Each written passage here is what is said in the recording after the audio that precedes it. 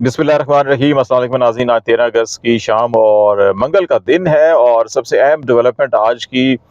जो फैज़ हमीद की गिरफ्तारी के बाद इस वक्त रावलपिंडी इस्लामाबाद के अंदर ये चहम गोइयाँ हो रही हैं कि इसके फॉलो अप के अंदर मज़ीद बड़ी गिरफ्तारियाँ हो सकती हैं और इसमें एक बहुत बड़ी गिरफ्तारी के हवाले से भी नाम लिया जा रहा है। इसकी कुछ हम डिटेल शेयर करेंगे और फिर इसके अलावा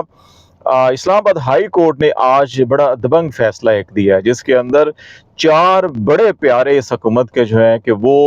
तौहीन अदालत की जद में आ रहे हैं और उनको नोटिस जारी किए गए हैं और ये मामलात भी जो हैं कि वो पाकिस्तान की इस्टेब्लिशमेंट और इंटेलिजेंस एजेंसीज के साथ जाके जुड़ते हैं। और इस वक्त पाकिस्तान के अंदर जो अफराद को लापता किया जा रहा है, जबरी गुमशुदगी के जो केसेस हैं उसके हवाले से ये बड़ी अहम डेवलपमेंट है। और फिर मखसूस नशिस्तों के हवाले से और पार्लिमान में 2/3 अक्सरियत हासिल करने के हवाले से जो बेचैनी है हुकूमती हलकों के अंदर वो दिन ब दिन बढ़ती जा रही है। और पै दर पै सुप्रीम कोर्ट से आखिरी उम्मीदें जो लगाई हुई हैं हुकूमत ने और इलेक्शन कमीशन ऑफ पाकिस्तान से, उसमें अहम पेशरफ्त हो रही हैं। और आज भी इसमें जो अहम पेशरफ्त हुई है वो ये हुई है कि काजी फाइज़ साहब की सरबराही में जो 5 रुकनी बेंच कायम किया गया था पंजाब में इलेक्शन ट्रिब्यूनल्स की तकर्री के मामले के ऊपर, जिसने पंजाब में इलेक्शन ट्रिब्यूनल्स को काम करने से रोका हुआ था,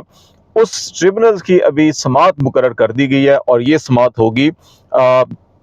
19 अगस्त को, पीर के रोज़ 19 अगस्त को ये 5 रुकनी बेंच बैठेगा और ये समाअत करेगा। इस 5 रुकनी बेंच के अंदर चीफ जस्टिस काजी फाइज़ साहब शामिल हैं, जस्टिस अमीनुद्दीन साहब शामिल हैं, जस्टिस जमाल बंदोखेल साहब हैं, जस्टिस नईम अख्तर अफगान और जस्टिस अकील अब्बासी साहब ये शामिल हैं। अब इस बेंच की हैयत अगर देखी जाए और जो आखिरी इसकी समाअत भी हुई थी जिसमें उस इलेक्शन ट्रिब्यूनल के क़याम के हवाले से हाई कोर्ट के फैसले को मुअत्तल किया गया था, हुक्म इम्तनाई दिया गया था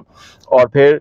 उसमें जो रिमार्क्स आए थे उस मौके के ऊपर, उसमें तो जस्टिस अकील अब्बासी और जस्टिस जमाल बंदोखेल साहब ने बड़े वाज़ेह तौर के ऊपर कहा था कि इलेक्शन कमीशन का इख्तियार ज़रूर है कि वो इलेक्शन ट्रिब्यूनल की अपॉइंटमेंट या नोटिफिकेशन करता है, तकर्री करता है, लेकिन चीफ जस्टिस जो मुतलका हाई कोर्ट के होते हैं वो नाम भेजते हैं। और अगर वो इनकी जगह होते, अभी लाहौर हाई कोर्ट के मामले में जैसे ये तनाज़ा पैदा हुआ था, तो वो इस पे इंसिस्ट करते हैं, या यही तरीका है जो सिंध के अंदर या बाकी सूबों के अंदर भी बनाया गया था कि हाई कोर्ट के चीफ जस्टिस साहबान ने नाम भेजे और इलेक्शन कमीशन ऑफ पाकिस्तान ने उनकी तकर्री का नोटिफिकेशन जारी किया। तो फिर पंजाब के अंदर क्यों और इस्लामाबाद के अंदर क्यों जो है कि डिफरेंट क्राइटेरिया इख्तियार किया जा रहा है। इस्लामाबाद के अंदर भी जस्टिस तारिक महमूद जहांगीरी साहब का नाम भेजा गया था और उनको अपॉइंट कर दिया गया। बाद में वो जो नून लीग के उम्मीदवार हैं उनकी दरखास्तों के ऊपर इसको तब्दील किया गया था और फिर जो इस्लामाबाद हाई कोर्ट ने उस हुक्मनामे को मुअत्तल कर दिया था इलेक्शन कमीशन ऑफ पाकिस्तान के। तो पंजाब के अंदर ये क्यों जिद की जा रही है कि जनाब आप पैनल भेजें और हम फैसला करेंगे कि उसमें से किसको रखना है किसको नहीं रखना। तो ये वो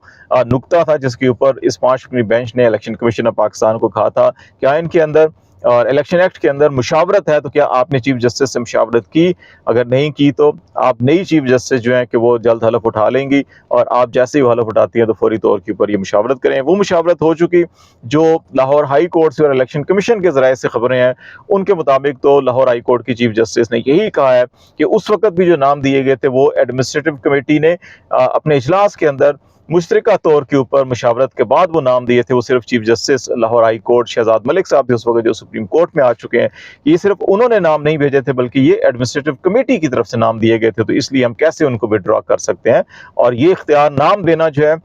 वो हाई कोर्ट का इख्तियार है और तकर्री करना जो है इलेक्शन कमीशन का है। तो नाम हमने दे दिया, आपको तकर्री करनी होगी। आपका जो तरीक़ाकार है कि जी पैनल भेजें और फिर हम फैसला करेंगे कि ये कानून में कहीं भी नहीं और ऐसा होता भी नहीं है, प्रैक्टिस भी नहीं है। तो ये अगर मुशावरत हो चुकी, अब 2 इम्कानात हैं सुप्रीम कोर्ट ऑफ पाकिस्तान में। एक ये है कि जिस तरतीब की जो हैयत है इस बेंच की, तो 3-2 का एक्सपेक्ट किया जा रहा है जी कि जिस किस्म के फैसले आ रहे हैं हुकूमत को सहूलतकारी करने के लिए, तो उसमें बज़ाहिर बाज़ लोगों का ख्याल है कि 3-2 का फैसला आ सकता है कि अच्छा जी कि ये इलेक्शन कमीशन का इख्तियार है तकर्री करना और हाई कोर्ट जो है ये फैसला नहीं कर सकती कि कौन जज जो है कि वो इलेक्शन ट्रिब्यूनल के फ़राइज़ देंगे या नहीं देंगे। वो नाम दे सकते हैं और उसके बाद तकर्री जो है इलेक्शन कमीशन करेगा। तो अब जो है कि या तो नए अंदाज के अंदर दोबारा नाम भेजे जाएँ और फिर जो है कि इलेक्शन कमीशन जो है कि ये उन नामों को नोटिफाई करे। तो ये एक हो सकता है। दूसरा ये हो सकता है कि लाहौर हाई कोर्ट के उस हुक्मनामे को कलअदम करार देते हुए इलेक्शन कमीशन को बराह रास्त कह दिया जाए कि जी कि आप तकर्री कर दें, लेकिन वो अगर اگر مشاورت بامانی مشاورت ہمیشہ سپریم کورٹ نے اپنے فیصلوں میں کہا ہے کہ اگر یہ مشاورت ہوئی ہے اور اس کے اندر وہی جو ابھی بتایا گیا ہے لاہور ہائی کورٹ کے حلقوں کی جانب سے اگر وہی باتیں ڈسکس ہوئی ہیں تو پھر تو یہ آپشن موجود نہیں ہے. لیکن یہاں پہ آپشنز یا یہاں پہ قانون اور آئین کو نہیں دیکھ کے اب پچھلے 1-2 سال سے ہم دیکھ رہے ہیں کہ فیصلے ہو رہے ہیں یہاں پہ سیاسی مصلحتوں یا سیاسی مفادات یا سیاسی ضرورتوں کو پیش نظر رکھ کر جو ہے کہ کئی فیصلے ہمیں نظر آتے ہیں. تو اس لیے بعض لوگوں کا خیال ہے کہ 3-2 کا فیصلہ ہو سکتا ہے اور بعض لوگوں کا خیال ہے کہ ہو سکتا ہے کہ یہ اسی مشاورت کے بعد انہی ناموں کو برقرار رکھا جائے. لیکن جس بے چینی کا اضطراب کا اظہار کیا جا رہا ہے حکومت کے حلقوں کے اندر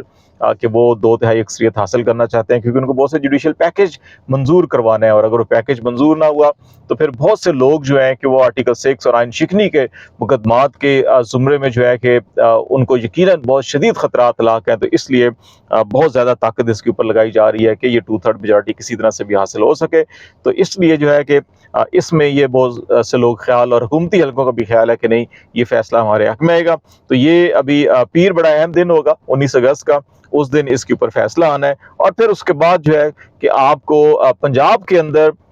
ہونے کیا جا رہا ہے, حکومت رہے گی نہیں رہے گی, اور اگر الیکشن ٹریبونل قائم رہتے ہیں تو پھر بہت تیزی کے ساتھ جو ہے کہ الیکشن ٹریبونلز کے اندر سماعت ہوگی. 180 دن میں یہ سارے معاملات ہونے ہوتے ہیں, تو 180 دن کی بجائے 6 ماہ جو ہے کہ وہ ابھی پورے ہو چکے ہیں, 180 دن تو گزر چکے. لیکن پھر اب یہ کوشش کی جائے گی کہ ودن منتھ جو ہے کہ سارے منتھ 2 منتھ اگر معاملات نپٹائے جائیں تو پھر بہت خطرات لاحق ہوں گے پنجاب حکومت کو بھی اور نیشنل حکومت وفاقی حکومت کو بھی, کیونکہ پنجاب کے اندر ہی سارا کا سارا جو یہ فارم 47 کے نتیجے کے اندر جو ہے سب سے زیادہ جو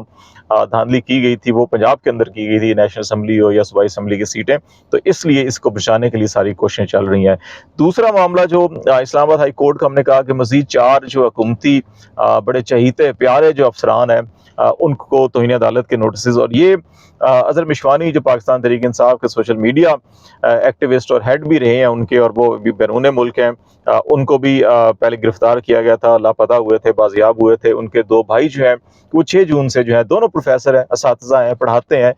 درس و تدریس کے شعبے سے وابستہ ہیں, ان کا سیاست سے کوئی تعلق نہیں ہے, لیکن 6 جون سے وہ لاپتہ ہیں. لاہور ہائی کورٹ کے اندر یہ کیس ہوا تھا, آپ سب کو معلوم ہے. اس کے بعد وہاں پہ مایوسی نظر آئی, اور پھر کیونکہ اسلام آباد سے ایک انٹیلیجنس افسر نے جو ہے کہ اظہر مشوانی سے رابطہ کیا اور کہا کہ آپ ٹویٹ ڈیلیٹ کریں اور آپ یہ اس قسم کی ٹویٹ نہ کیا کریں, تو پھر تو آپ کے بھائیوں کو چھوڑ دیا جائے گا. اگر آپ نہیں کریں گے تو صرف بھائیوں کو نہیں بلکہ آپ کے فیملی کے دیگر افراد کو بھی اٹھایا جا سکتا ہے. تو اس لیے لاہور ہائی کورٹ سے یہ درخواست واپس لی گئی, اور اسلام آباد ہائی کورٹ کے اندر کیونکہ بڑا پرو ایکٹیولی اسلام آباد ہائی کورٹ جو ہے کہ وہ اس قسم کے انسانی حقوق کے بنیادی جو معاملات ہیں ان کو دیکھ رہی ہے, اور پھر آئین اور قانون کے مطابق فیصلے کیے جا رہے ہیں. اور ٹیلی فون کالز کے اوپر یا جو دباؤ ڈالا جاتا ہے, دھمکی دی جاتی ہے, دھونس دھانسلی کی جاتی ہے, یا عزیز و قارب کو اٹھایا جاتا ہے, تشدد کیا جاتا ہے اور کہا جاتا ہے جی کہ فیصلے ہمارے حق میں کیے جائیں, وہ سارے مطالبات جو ہے اسلام آباد ہائی کورٹ تسلیم نہیں کر رہی. تو اس لیے پھر یہ اسلام آباد میں آئے, کیونکہ افسر جو ہے کہ اس کا دفتر اور اس کی انٹیلیجنس ایجنسی کا ہیڈ کوارٹر جو ہے وہ بھی اسلام آباد میں ہے. تو اس لیے اسلام آباد ہائی کورٹ میں کیا. 1 تاریخ کے اوپر آج کی ڈیٹ دی گئی تھی کہ ان کو بازیاب کر کے پیش کیا جائے. آج تمام جو ایجنسیز ہیں ان کی طرف سے ایک ہی جواب آیا جی کہ وہ ہمیں ان کا کوئی علم نہیں ہے, ہمارے علم میں نہیں ہے, نہ ہمارے پاس ہے نہ ہمارے علم میں ہے. یہ جواب آیا جس کے اوپر جو ہے کہ جسٹس میاں گل حسن اورنگزیب صاحب جو ہے کہ انہوں نے برہمی کا اظہار بھی کیا اور کہا کہ اگر آپ کے علم میں نہیں ہے, ایک صاحب جو ہے کہ لاپتہ ہے, اور پھر جس انداز کے اندر پٹیشن کے اندر بھی کہا گیا کہ انٹیلیجنس افسر یہ فون کر کے کہہ رہے ہیں, تو پھر جو ہے کہ یہ جو ہے یہ ڈیفینس ہے, یہ عدالتی حکم کی انحراف ہے, حکم عدولی ہے. اس کی بنیاد کے اوپر سیکٹری دفاع, سیکٹری داخلہ بہت اہم پوسٹ ہوتی ہیں. تمام جو ڈیفنس فورسز ہیں وہ سیکٹری دفاع کے انڈر ہوتی ہیں, اور اسی طرح سے جو تمام آپ کی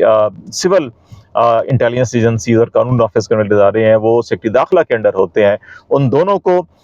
شوکاز نوٹس کیا گیا ہے, اور اس کے ساتھ ساتھ اظہار وجوہ کے نوٹس کیے گئے, اور اس کے ساتھ ساتھ آئی جی اسلام آباد اور ڈی جی ایف آئی اے ان کو بھی کیا گیا, اور کہا گیا جی کہ یہ کیونکہ کل 14 اگست چھٹی ہوگی تو 15 اگست کو اس کی سماعت مقرر کی گئی ہے. اور یہ ان چاروں کو یہ کہا گیا کہ آپ آ کے یہ تو بتائیں کہ کیوں نہ آپ کے خلاف توہین عدالت کی کارروائی شروع کی جائے. اور اٹارنی جنرل پاکستان کو بھی طلب کیا گیا ہے, اور غالباً جو ہے کہ ان سے معاونت بھی حاصل کی جائے گی, اور ممکن ہے کہ اگر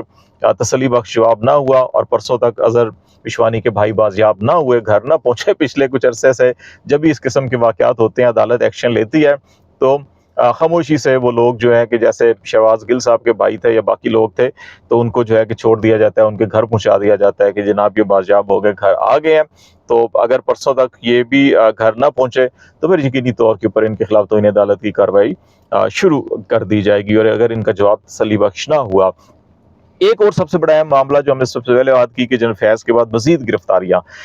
اس میں اب ہر طرف سے جو ہے کہ وزیر دفاع موجودہ, جیسے ہم نے کل بھی 8 سوال اٹھائے تھے کہ کیا یہ اکراس دا بورڈ اکاؤنٹیبلٹی ہے یا نہیں ہے. اب حکومت کے اپنے وزراء جو ہے کہ جناب باجوہ کا نام لے رہے ہیں اور بار بار لے رہے ہیں اور کہہ رہے ہیں کہ یہ سیاسی مداخلت جناب باجوہ کر رہے تھے اور یہ بھی کیا, یہ بھی کیا, وہ بھی کیا, ساری چیزیں ہو رہی ہیں, کوئی ڈھکی چھپی بات نہیں ہے. ہماری اطلاعات کے مطابق جناب باجوہ راولپنڈی میں مقیم ہے اور ان کے گھر بھی جو ان کی سیکیورٹی ہے اس کو بڑھا دیا گیا ہے. اب یہ سیکیورٹی کیوں بڑھائی گئی ہے؟ کیا کوئی پبلک ریئیکشن کا خدشہ ہے یا کوئی نقص امن کا معاملہ ہے, یا جو ہے کہ فیض حمید سے جو تحقیقات ہونی ہے یا تفتیش ہونی ہے, یا جو ان کے بھی, کیونکہ ڈیفینیٹلی فیض حمید تو کہیں گے کہ میں تو یہ نہیں کرتا تھا, میرے تو کمانڈ کو فالو کرنا ہے, کمانڈ کے احکامات کو فالو کرنا ہے, اور جو کمانڈ کی حکومت ہوتا ہے ہم وہ کرتے تھے. تو انہوں نے بہت سے چیزیں جو ہے کہ وہ جب باجوہ کی طرف ریفر تو کریں گے وہ, اور ان کو کرنی بھی چاہیے. اور یہ جو سیکورٹی بڑھائی گئی ہے تو کیا یہ معاملات جو ہیں کہ ان کی نقل و حرکت محدود کرنے کے لیے ہے, اور اگر ان کو مطلوب ہو ان کی تفتیش تحقیق اور ان کی گرفتاری مطلوب ہو تو کیا اس لیے ہے کہ وہ کہیں زیادہ آگے پیچھے نہ جائیں اور کوئی ضوابط نہ کریں؟ اس لیے بعض لوگوں کا خیال ہے کہ یہ جو ان کی سیکورٹی بڑھائی گئی ہے اس سلسلے میں ان کی جو ہے گرفتاری کے امکانات بھی موجود ہیں. اور دوسرا, اس کیس سے جڑے ہوئے جناب فیض حمید, جیسے ہم نے کل بھی سوال اٹھایا تھا, تو آج بھی بہت سے حکومتی حلقوں کے اندر جو ہے اسٹیبلشمنٹ کے حلقوں کا یہ کہنا ہے کہ فیض حمید جو ہے کہ اپیرنٹلی جو اسٹیٹمنٹ دیا گیا وہ صرف فیض حمید کا دیا گیا, لیکن اس کا دائرہ کار وسیع ہو سکتا ہے. اور خاص طور کے اوپر جس کیس میں سپریم کورٹ میں جو حوالہ بنا ٹاپ سٹی کا کیس, اور اس کے اندر کیونکہ شکایت کنندہ کی جانب سے بہت سے نام دیے گئے ہیں, عہدے دیے گئے ہیں, تو اس لیے اگر صرف فیض حمید کو ہی ٹارگٹ کیا گیا تو پھر اس فیصلے کی کمپلائنس رپورٹ بنتی بھی نہیں ہے کہ اگر آپ صرف ایک کو تو کر رہے ہیں باقی سب کو نہیں کر رہے, اور باقی سارے بھی کہیں گے جی ہماری کمانڈ نے حکم دیا تھا. تو لیکن جو ہم نے پہلے بھی بات کی تھی, جو پاکستان کا آئین اور پاکستان کا قانون ہے وہ اس بات کا تقاضا کرتا ہے کہ آپ لافل جو کمانڈ ہے اس کو اوبے کریں گے, انکانسٹیٹیوشنل یا ان لیگل کمانڈ جو ہے کہ اس کو آپ اوبے نہ بھی کریں, آپ سائڈ کنارہ کشی اختیار کر سکتے ہیں, معذرت کر سکتے ہیں, اس پہ آپ کی گرفت نہیں ہے. تو لیٹس سی, دیکھتے ہیں کیا ڈیولپمنٹ ہوتی ہے, آپ کو آگاہ کرتے رہیں گے. آج تک کے لیے اتنا ہی. خالد جمیل کو اجازت دیجیے. اللہ حافظ.